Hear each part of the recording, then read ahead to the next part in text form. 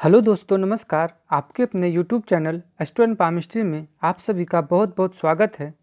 आज मैं आप सभी के समक्ष एक बेहद ही सुंदर हथेली को लेकर प्रस्तुत हूँ। आज हम बात करेंगे, यदि किसी व्यक्ति पर मुकदमा दायर हो जाए, किसी पर मुकदमा हो जाए, तो हम यह कैसे जानेंगे हाथों की रेखा से कि व्यक्ति को उस मुकदमा में विजय प्राप्त होगी, उसमें उनकी जीत होगी। आज हम उसी रेखा पर चर्चा करेंगे कि वह कौन सी रेखा होती है जिस वजह से व्यक्ति पर मुकदमा होती है, और वह रेखा कौन सी होती है जिसके कारण व्यक्ति उस मुकदमा पर विजय पाता है। तो आज हम इन्हीं सब पर चर्चा करेंगे। किंतु उससे पहले यदि आप हमारे वीडियो में नए हैं तो चैनल को सब्सक्राइब कर लें, ताकि ऐसी महत्वपूर्ण जानकारी आप सभी तक पहुंचती रहे। तो चलिए शुरू करते हैं। सबसे पहले आप हृदय रेखा को जब देखेंगे, बेहद ही सुंदर, इतनी सुंदर त्रिशूल की आकृति बेहद ही कम हाथों में बनती हुई आपको दिखाई पड़ेगी। इस हाथों में स्पष्ट रूप से आपको त्रिशूल की आकृति बनती हुई आपको दिखाई पड़ेगी। जब भी इस प्रकार के त्रिशूल हृदय रेखा पर निर्माण हो तो यह व्यक्ति को बेहद ही उच्च अवस्था में लेकर जाता है, उच्च अधिकारी बना देता है, उच्च पद पर ले जाता है। यह एक प्रकार से राजयोग के समान फल देता है और ऐसे व्यक्ति पर जीवन भर भोलेनाथ की कृपा बनी रहती है। वहीं जब हम इनकी मस्तिष्क रेखा को देखेंगे, मस्तिष्क रेखा भी काफ़ी सुंदर अवस्था में आपको इस प्रकार से दिखाई पड़ेगी। हाँ, यह मस्तिष्क रेखा जीवन के लंबी दूरी तक साथ में चलकर भिन्न हुई है। तो हम ऐसा कर सकते हैं कि व्यक्ति के शुरुआती जीवन में पारिवारिक जिम्मेदारियां अधिक होती है ऐसे लोगों पर, जिस कारण से व्यक्ति कभी कभी अपने बारे में सोच नहीं पाता है। हालांकि यह भिन्न हो जाती है जब उस अवस्था से व्यक्ति खुद पर भी खुद की बारे में सोचने लगता है। कुल मिलाकर ऐसे लोगों में हम यह कह सकते हैं कि व्यक्ति पर पारिवारिक जिम्मेदारियां अधिक होती है। वहीं जब हम इनकी आयु रेखा को देखेंगे, आयु रेखा भी काफ़ी सुंदर अवस्था में आपको दिखाई पड़ेंगे। सीधे मणिबंध तक आती हुई आपको दिखाई पड़ेगी। कोई भी दोष आपको नहीं दिखाई पड़ेगा। हालांकि इस स्थान पर आप देखेंगे, इन दो स्थानों पर आपको छोटी छोटी द्वीप दिखाई पड़ेगी। यह लगभग 12वें और 18वें वर्ष को दर्शाती है।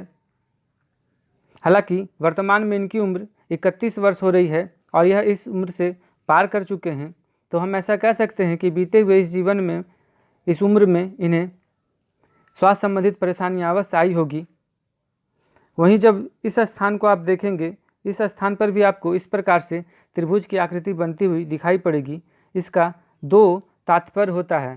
पहला कि व्यक्ति को संबंधित इस जीवन में, इस आयु पर अवश्य ही शारीरिक कष्ट होती है, मृत्यु सम कष्ट होती है, किंतु अच्छी बात यह होती है कि प्राण की रक्षा इस त्रिभुज के कारण हो जाती है। दूसरा परिणाम यह होता है कि व्यक्ति को उस जीवन में, उस आयु में व्यक्ति को अवश्य बड़ा धन लाभ होता है। ऐसे अनायास धन मिल जाते हैं जिन्हें उनकी कल्पना नहीं होती है। तो यह एक बेहद ही शुभ चिन्ह होता है, इस प्रकार से त्रिभुज का निर्माण होना आयु रेखा पर। निश्चित ही यह जीवन की रक्षा हो जाती है। वहीं जब हम इनकी भाग्य रेखा को देखेंगे, सीधे चंद्र क्षेत्र से उठकर शनि पर्वत तक आती हुई आपको दिखाई पड़ेगी। तो ऐसे लोगों का अमूमन यह देखा जाता है कि या तो जीवन 88वें वर्ष के बाद इनका भाग्योदय होता है या फिर विवाह के पश्चात होता है। और साथ ही साथ ऐसे लोगों के जीवन में स्त्री से काफ़ी लाभ पहुंचता है। ऐसे लोग स्त्री से काफ़ी लाभान्वित होते हैं। वहीं जब हम इनकी पर्वतों को देखेंगे, सारे पर्वत आपको पूर्ण रूपेण विकसित अवस्था में दिखाई पड़ेंगी। हालांकि बुध जरा अत्यधिक विकसित आपको दिखाई पड़ेंगे और गुरु जरा बिल्कुल अल्प अवस्था में आपको दिखाई पड़ेंगे, बिल्कुल कम। सामान्य तौर पर गुरु काफ़ी सुंदर हैं, क्योंकि आप देखेंगे इस प्रकार से इतनी लंबी उन्नति रेखा निश्चित ही व्यक्ति को उच्च अधिकारी बना देता है, ऊंचे पद पर पहुंचाता है।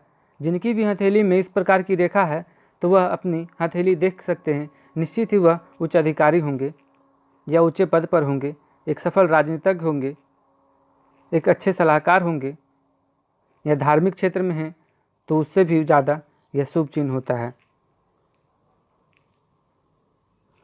शनि पर्वत पर इस प्रकार से विष्णु तिलक का भी निर्माण हो रहा है, तो शनि पर्वत भी काफ़ी शुभ अवस्था में आ जाते हैं। इस प्रकार से तिलक का निर्माण होना बेहद ही शुभ होता है। व्यक्ति को जीवन भर धन प्राप्ति होती रहती है, धन की स्थिरता बनी रहती है, तो ऐसे लोगों को धन के लिए कोई विशेष परेशानी नहीं होती है। वहीं जब हम इनकी सूर्य पर्वत को देखेंगे, सूर्य रेखा इस स्थान पर आकर रुक गई है, काफ़ी सुंदर अवस्था में इतनी लंबी सूर्य रेखा।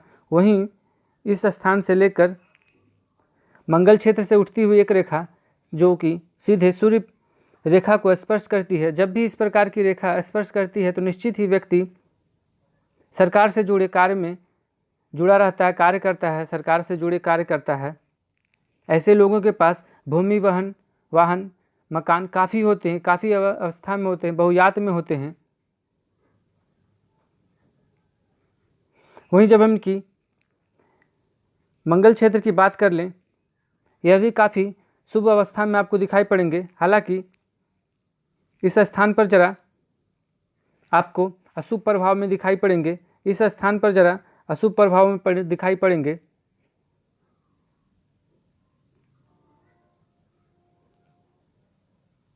शुक्र की जब हम बात करेंगे, शुक्र भी काफ़ी सुंदर अवस्था में आपको दिखाई पड़ेंगे।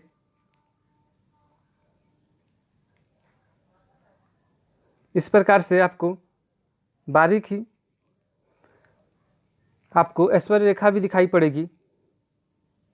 हालांकि यह पूर्ण रूपेण फलदायी नहीं होती है, क्योंकि इतनी बारीक रेखा का कोई मतलब नहीं रह जाता है, तो व्यक्ति को जीवन में जरा भौतिक सुख सुविधा की कमी होती है। कमी का तात्पर्य यह है कि व्यक्ति के पास धन सब कुछ रहता है, फिर भी उसका भोग नहीं कर पाता है, जरा ऐश्वर्य में कमी होती है। अंगूठे की बात करेंगे तो अंगूठे पर भी यव का चिन्ह आपको नहीं दिखाई पड़ेगा, तो व्यक्ति के पास धन रहते हुए भी व्यक्ति उसका पूर्ण रूपेण भोग नहीं कर पाता है, क्योंकि व्यक्ति पर इतनी जिम्मेदारियां होती है कि वह इसके बारे में कभी सोच ही नहीं पाता है। आप इस स्थान को देखिए, पूर्व में भी मैंने चर्चा किया है। वहीं जब हम इनकी चंद्र क्षेत्र की बात कर लें, चंद्र जरा आपको दो भागों में विभक्त होती हुई दिखाई पड़ेगी। इस स्थान के बाद आप देखें इस प्रकार से दो भागों में इस प्रकार से गुना का चिन्ह भाग्य रेखा से ही बनकर आपको दिखाई पड़ेगा। तो इस स्थान पर चंद्र काफ़ी पीड़ित अवस्था में है, तो ऐसे लोग जरा मानसिक अवसाद में आ जाते हैं।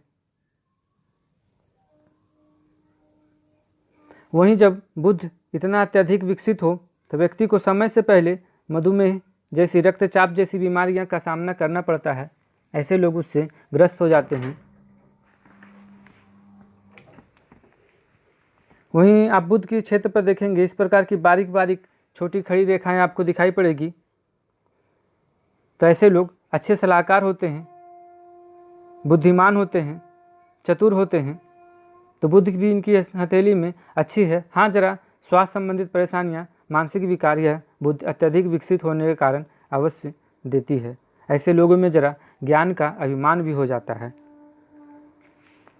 अब हम बात कर लेते हैं वह कौन सी रेखा है जिस वजह से व्यक्ति पर मुकदमा होती है, और वह कौन सी रेखा है जिस कारण व्यक्ति को उस पर विजय प्राप्त होती है।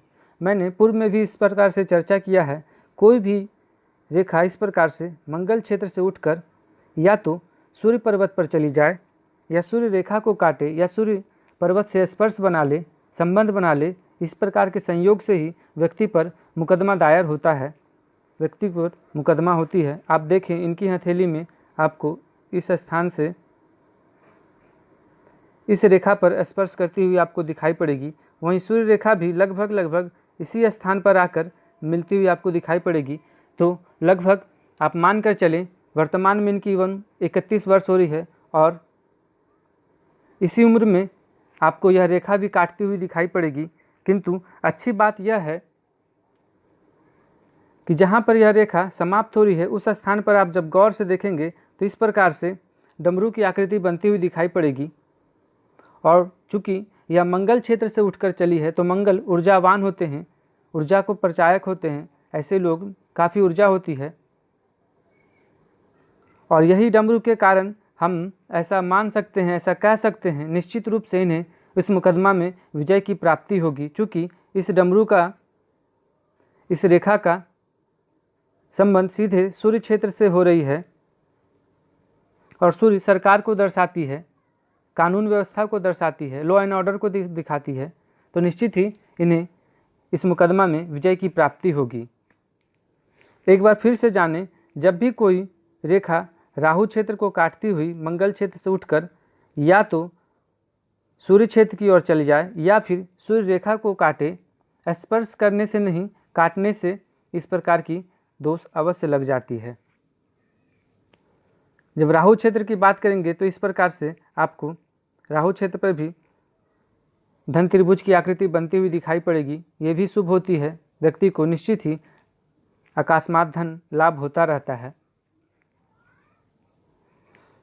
तो कुल मिलाकर आज यहीं तक, हम फिर मिलेंगे किसी अन्य वीडियो में। तब तक के लिए नमस्कार। वीडियो अगर पसंद आया हो तो चैनल को लाइक करें, सब्सक्राइब करें। धन्यवाद।